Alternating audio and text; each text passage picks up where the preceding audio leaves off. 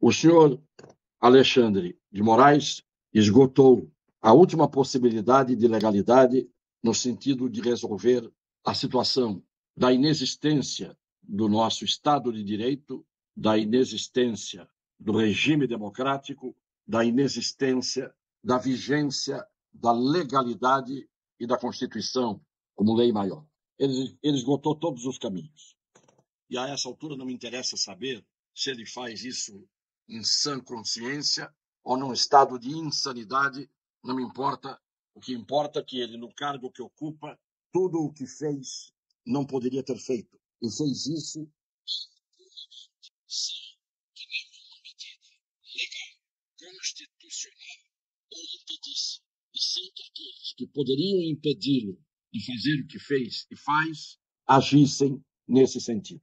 Já não vou dizer daqueles que foram proclamados vencedores das eleições, como essa desqualificada Gleisi Hoffmann, que não se comporta como uma pessoa que dirige um partido político. Qualquer dirigente máxima de um partido político tem que ter compostura, tem que ter um mínimo de senso de justiça e tem que ter um mínimo de conhecimento das regras do jogo democrático, principalmente quando essas palavras, democracia, Estado de Direito, são usadas pura e simplesmente por boquirrotos, parlapatões, palradores, que na verdade falam isso quando lhes interessa, porque não têm a menor crença no Estado de Direito, nem na democracia, nem em coisa nenhuma.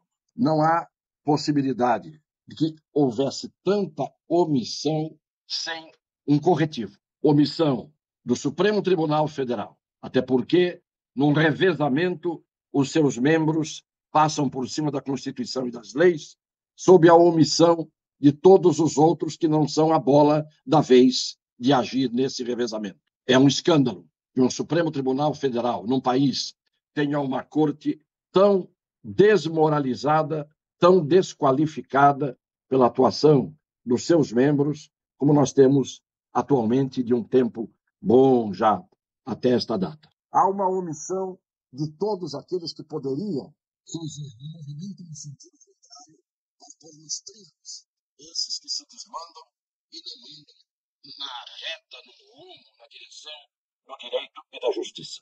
Há uma omissão escabrosa por parte do Senado Federal, Senado da República. Eu nunca, na minha vida, vi uma cambada de covardes como tem hoje o Senado da República. A começar pelo seu presidente, que é uma figura grotesca do ponto de vista do cargo que ele exerce. Há ali senadores que ainda honram o seu mandato. Não preciso citar nominalmente, mas no momento exato eu vou fazer isso, mas todo mundo sabe quem são os que pendem para a bandidagem e os que pendem para, no mínimo, a normalidade. Normalidade. Já não falo da omissão da imprensa, extinta, morta, putrefata, já está em estado de putrefação a imprensa no Brasil.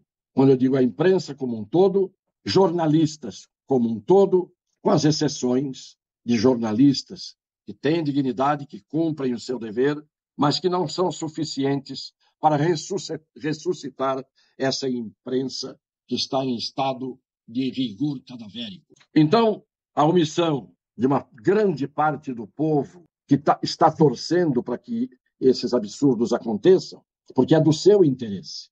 Não importa que haja uma ilegalidade a meu favor, desde que seja a meu favor, a ilegalidade eu aplaudo. Mas se virar o vento, esses que aplaudem hoje estarão amanhã correndo para as tocas, para se esconder dos males que batem no Chico hoje e batem no Francisco amanhã.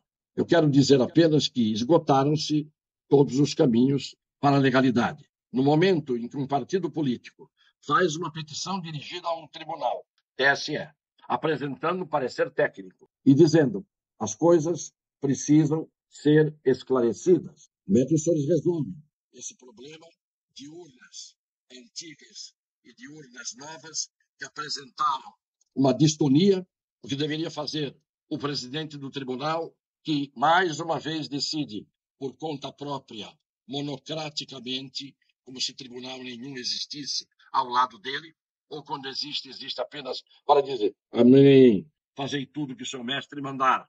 E ele decide de uma forma absolutamente vergonhosa. Por quê?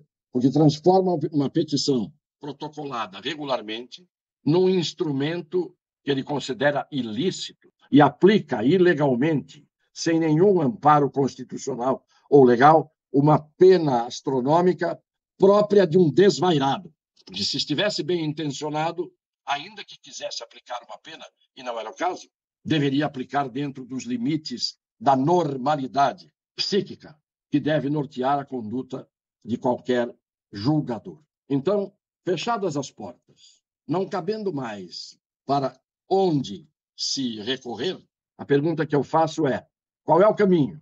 Qual é o caminho quando o judiciário, que tem que dar o caminho, fecha o caminho? E fecha o caminho passando pela Constituição e pelas leis num atropelo. O que é que resta? Quando se fecham todas as portas, quando se cria um clima de impasse, quando se cria uma situação em que não há saída, quem não tem saída sai por onde? Nós estamos dizendo isso aqui há muito tempo. Uma advertência de quem viu uma grande parte da história da República com os seus olhos. Então nós precisamos ver agora qual é o caminho. Eu não quero antecipar qual é a minha previsão, principalmente porque é difícil prever qualquer coisa quando qualquer coisa depende da ação dos outros. Quero terminar dizendo que eu fiz essa live mais uma vez para não deixar de marcar posição e que mais uma ilegalidade pelo TSE, pelo Supremo Tribunal Federal, coletivamente e individualmente, por membros de um lado e membros do outro. E quando isso acontece num país, quando a ilegalidade vem por parte das cortes, quando há o aval da imprensa, quando um presidente de um Tribunal Superior Eleitoral chama todos os chefes das polícias militares dos estados da federação para reunir-se com eles e tirar uma foto ostensiva, como que diz, eu estou aqui com os pitbulls, quando estamos sob censura, quando as plataformas tremem e praticam injustiça e desmonetizam e silenciam as pessoas. Eu pergunto a cada idiota dessa imprensa que ele ajudou a extinguir, o que é isso na sua cabecinha? Boneco de ventríloco que só sabe falar dos anos de chumbo, como se os anos de chumbo não pudessem ser renovados com outros personagens, com outras figuras, em outros tempos. Fica a pergunta, a idiotagem generalizada, poupados sempre os respeitáveis componentes do grupo das exceções que são honradas, dignas, patriotas, desinteressadas em coisas malignas. É isso. Compartilhem isso que a gente está dizendo com o maior número de pessoas. E até amanhã, se Deus quiser. Um beijo no coração de todas as pessoas de boa fé.